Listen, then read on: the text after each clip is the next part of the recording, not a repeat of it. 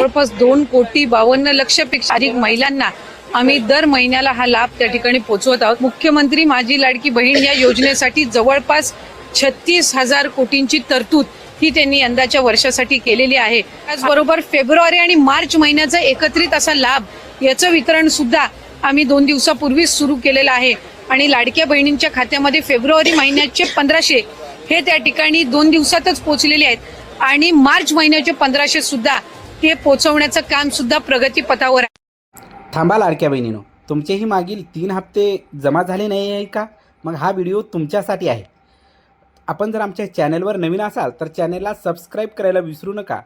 Like शेअरसुद्धा करा, कारण येणाऱ्या नवीन अपडेट तुम्हाला लगेच मिळत जातील। आपण पाहणार आहोत मार्चचा हप्ता कधी जमा होणार आणि मागील हप्ते कधी जमा होणार, ही सर्व माहिती आपण या व्हिडिओमध्ये पाहणार आहोत। तर मार्चचा हप्ता लाडक्या बहिणीच्या खात्यावर 15 एप्रिल पूर्वी जमा होणार अशी शक्यता या ठिकाणी खूप दाट आहे, अशी माहिती सूत्रांकडून मिळत आहे। अतिशय आनंदाची आणि महत्त्वाची बातमी ही या ठिकाणी येत आहे। तेव्हा आपण सर्वांनी 15 एप्रिल पूर्वी या हप्त्याची अपेक्षाही करू नये, कारण 15 एप्रिलनंतर आपल्या खात्यावर हा हप्ता जमा होणार आहे ही विश्वास अर्थ माहिती या ठिकाणी येत आहे। आणि त्यानंतर पाहायचं गेलं तर दुसरी महत्त्वाची अपडेट, ज्या लाडक्या बहिणीची KYC अभावी मागील हप्ते जमा व्हायचे राहिले होते तेही याच हप्त्याबरोबर जमा होणार आहेत, ही मोठी अपडेट या ठिकाणी येत आहे।